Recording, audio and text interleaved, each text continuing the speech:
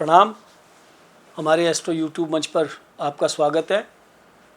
आज हम बात कर रहे हैं मीन राशि वालों की, जिनकी अभी शनि की 7.5 शुरू हुई है, उनकी पहली ढैया है।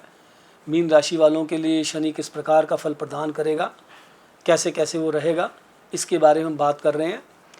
मीन राशि वालों के शनि की 7.5 की पहली ढैया है, यानी कि आपकी ये पहली ढैया आपकी ये अभी 7.5 शुरू हुई है। जून मास के आरंभ में शनि की 7.5 की पहली ढैया आरंभ होने से तथा शनि के 12वें एवं 11वें घर का मालिक होने के कारण मीन राशि वालों की 7.5 लाभ कम एवं खर्च अधिक कराती है तथा सामाजिक एवं आर्थिक स्थिति में उथल पुथल करती है। चंद्रमा, गुरु एवं मंगल की स्थिति कुंडली में शुभ ना हो तो मीन राशि वालों को 7.5 ज़्यादा संकट उत्पन्न कर सकती है। अब हम बात करते हैं कि मीन राशि वालों के लिए जून का महीना कैसा रहेगा।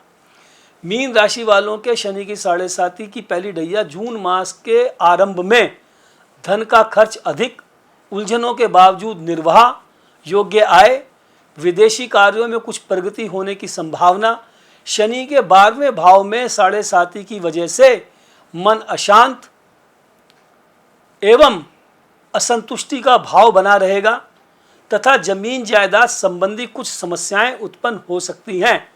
मीन राशि वालों के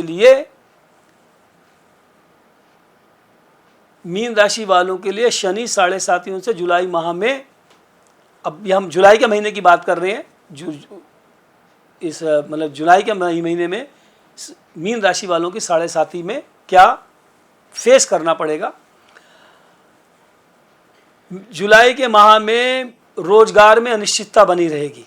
मीन राशि वालों का जो रोजगार है वो अनसर्टेनिटी रहेगी, अनस्टेबल रहेगा। मीन राशि वालों के लिए जुलाई का महीना आय कम होगी, खर्च अधिक रहेंगे, रोजगार स्टेबल नहीं रहेगा, आय कम खर्च अधिक होगा, मेहनत करने के बावजूद आशा अनुरूप धन प्राप्ति नहीं होगी, परिवार में तनाव रहेगा, वैचारिक मतभेद होंगे और जुलाई के उत्तरार्ध भाग में भूमि मतलब कोई घर बेचना पड़ जाए, नया घर खरीदना पड़ जाए, इस तरीके की योजनाएं बनेंगी। सावधानी बरतें, क्रय विक्रय में समस्या उत्पन्न हो सकती है। देखिए फिर यहाँ पर हम आपको बात करें, फिर यहाँ पर समझाने का थोड़ा डिटेल में समझा दूँ। देखिए आप फिर लोग नाराज़ होते हैं, भाई शनि भगवान ने ऐसे कर दिया, क्योंकि आपको एस्ट्रोलॉजर दरअसल भयभीत करते हैं, वो आपको पूजा पाठों में उलझाते हैं, लेकिन कभी आपको कंसल्टेंसी देने का प्रयास नहीं करते। तो मेरा तो काम है कि कंसल्टेंसी से ही आपकी रेमेडी, मैंने आपको पहले भी बोला है, consultancy itself is a remedy, ठीक है।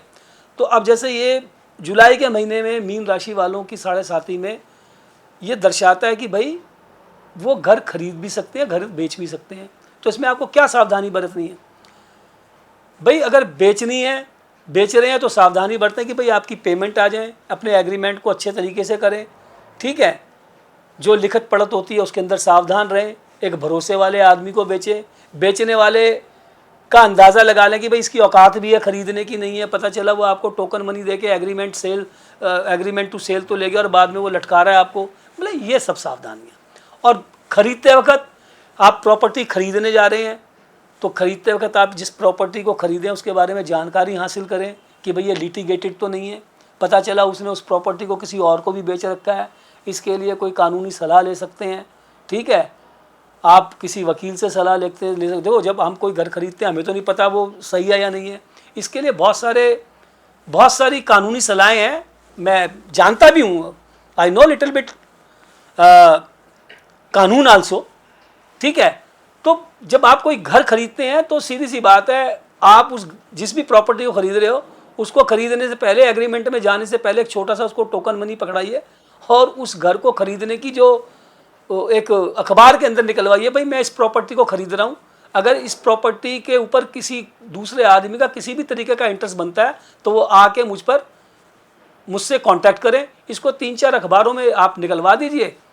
अगर मान लिया कल को कोई ऐसा होता भी है तो ये मैं आपको एश्योरेंस देता हूँ कि आपको कोर्ट में आपको हार का सामना नहीं करना पड़ेगा, ये आप ध्यान रखिए। तो सावधानियाँ इसी तरीके की होती हैं, मतलब इसमें डरने की आवश्यकता नहीं होती। लोग तो डरना शुरू कर देते हैं, डरने की क्या आवश्यकता है भाई? कानून है, कायदा है, वकील है, हर चीज़ का दवा है, ठीक है। तो आप जब मीन राशि वाले ध्यान रखें भैया, जब आप इस तरीके की कोई प्रॉपर्टी खरीद रहे हैं तो ध्यान रखिए। अब बात करते हैं अगस्त। इस माह में मीन राशि वालों के लिए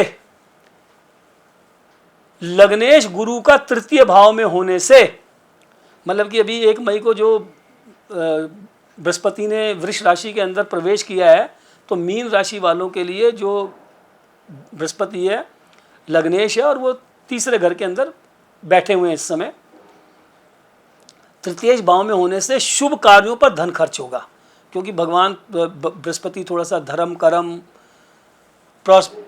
चैरिटी के काम, इस ऐसे कामों को रिप्रेजेंट करते हैं। तो आपका इन कामों के ऊपर खर्च हो सकता है, परोपकार के ऊपर, कोई मंदिर के अंदर, कोई गुरुद्वारे के अंदर, किसी की एजुकेशन स्पॉन्सर कर सकते हैं, मतलब नेक कामों के अंदर, जिसको बोलते हैं ना नेकी के अंदर आपका धन खर्च हो सकता है। तो अच्छी बात है, तो सौभाग्य की बात है, इसमें परेशान होने वाली कोई बात नहीं है। ठीक, धन खर्च होगा, कुछ बिगड़े काम बनेंगे, जो पहले के आपके काम बिगड़े हुए हैं, नहीं बन रहे हैं, उसमें देरी हो रही है, डिले हो रही थी, वो कामों में आपके सुधार आएगा। नए मित्रों के साथ मेलजोल बढ़ेगा, आपके नए मित्र बनेंगे। वाहन आदि सुख सुविधाओं पर अधिक धन खर्च होगा। वाहन, सुख, समृद्धि, ऐश्वर्य, कार, मोटर, घर, इनके ऊपर पैसे खर्च होंगे। अगस्त के उत्तरार्ध में तनाव व चिंता रहेगी। ठीक, शनि चालीसा का पाठ शुभ रहेगा। अब बात करते हैं सितंबर माह में मीन राशि वालों पर 7.5 के प्रभाव से व्यवसाय में उथल पुथल एवं अनिश्चितता बनी रहेगी। देखो, फिर मैं आपको बता रहा हूँ, यहाँ पे भयभीत होने की दिक्कत नहीं है। उथल पुथल का मतलब ये नहीं है कि कुछ ऐसा अनर्थ हो जाएगा। मान लिया भाई आपकी कोई दुकान है, आपका बिजनेस है, आपका टर्नओवर अच्छा होता था, उसके अंदर 10-5% की कमी हो जाएगी। ठीक, तो यही उथल पुथल हो सकती है। बस थोड़ा सा सावधानी बरतें, किसी को क्रेडिट के ऊपर माल ना दें। पता चला कि उस समय कोई नया ग्राहक आया, आपने उसको क्रेडिट पे दे दिया और आपकी जो पेमेंट है वो आपके पैसे ब्लॉक हो गए। तो यही सब उथल पुथल होती हैं। ठीक है, उथल पुथल एवं अनिश्चितता बनी रहेगी। आय कम, खर्च अधिक होगा। सितंबर उत्तरार्ध में किसी निकट संबंधी से तकरार हो सकती है। परिवार में कुछ मनमुटाव, वैचारिक मतभेद अपनी ही गलती से परेशानी उत्पन्न कर सकते हैं। कोई ऐसी गलती ना करें। वही देखो, जीवन में देखो थोड़ा सा ये होता है कि कभी कभी हम शनि भगवान को दोष देने लगते हैं, ग्रह को दोष देने लगते हैं। तो थोड़ा सा एक समझदार आदमी किसी भी कार्य को करने से पहले उसके ऊपर विचार करके अगर करता है तो कम परेशानियों का सामना करना पड़ सकता है, और जीवन समझदारी से ही चलता है। अगर समझदार आदमी को जीवन में कम झंझट उठाने पड़ते हैं, और जो थोड़े से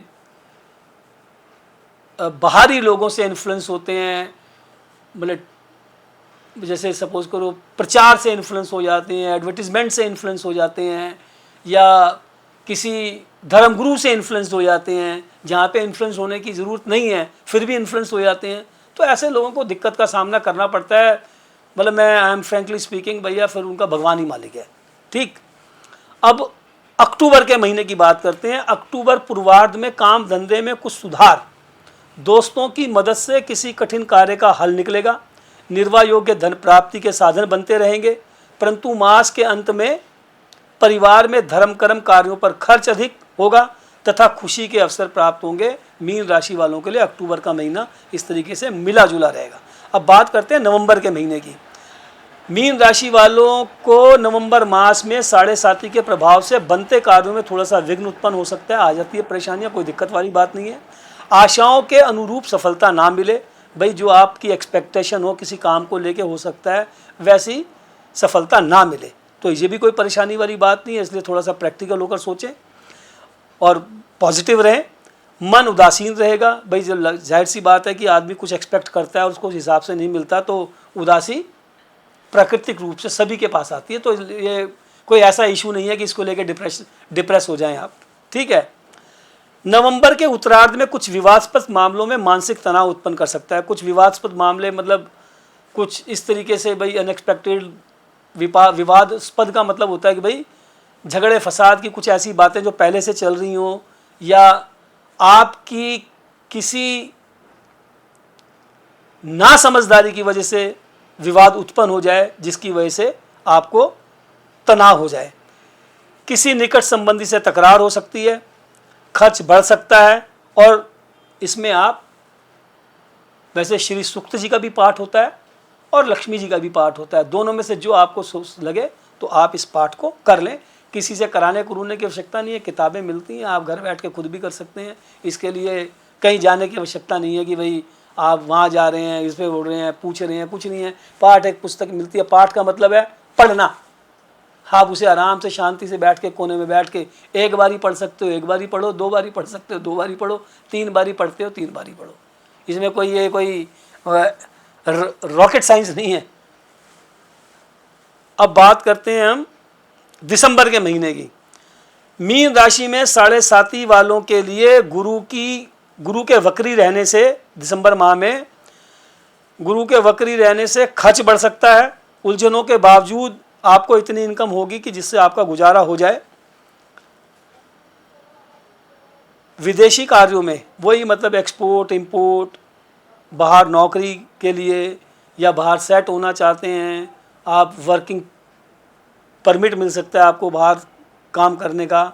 इस विदेश से संबंधित सफलताएं, कोई भी काम, तो काम बहुत तरीके के होते हैं। आप विदेश में जाके नौकरी करना चाहते हैं, आप विदेश में सेट होना चाहते हैं, ठीक है, आप विदेश में पढ़ने के लिए जा सकते हैं, आप विदेश में घूम के आना चाहते हैं, तो विदेश से संबंधित सारे कार्य आपके आराम से हो जाएंगे, स्मूथली हो जाएंगे। ठीक है, विदेशी कार्यों में प्रगति हो सकती है। 16 दिसंबर के बाद परिस्थितियों में धीरे धीरे सुधार होगा। 16 दिसंबर के बाद आपकी परिस्थितियों में सुधार होगा। उत्साह से किए गए कार्यों में सफलता के आसार बढ़ेंगे। अगर आप पूरे एंथुजियास्टिक होकर किसी काम को करेंगे, पॉजिटिव अप्रोच के साथ करेंगे और खुश मन से करेंगे, मतलब काम को करते वक्त आपका मन अगर गदगद हो रहा है, एक अंदर से एक बिल्कुल पॉजिटिव अप्रोच बनी है, एक अंदर से खुशी का माहौल बना हुआ है, तो आपको निस्संदेह आपकी उसमें सफलता के आसार बढ़ेंगे। ठीक, ये मीन राशि वालों के लिए था सहने की 7.5 दिसंबर तक, और फिर 25 का 25 में बताएंगे। ठीक, मिलते हैं आपसे अगले उसके अंदर। हम आपको न्यूमरोलॉजी के ऊपर 3, 4, 5 जनवरी के महीने के पूरा 1 जनवरी, 2 जनवरी, 3 जनवरी, 4 जनवरी ऐसे करके एपिसोड बनाकर आपको बताएंगे। वो बहुत अच्छा होगा।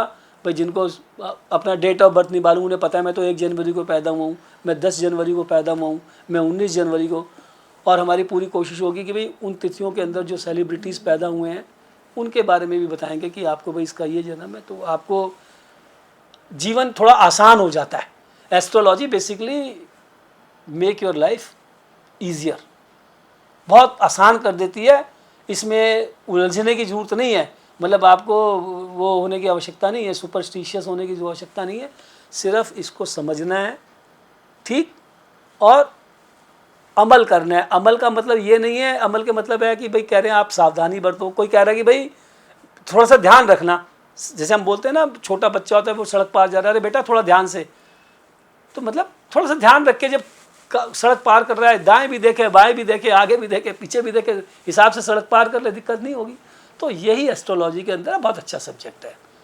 तो बात करेंगे आपसे, अगले बनाएंगे आपके लिए वीडियोस।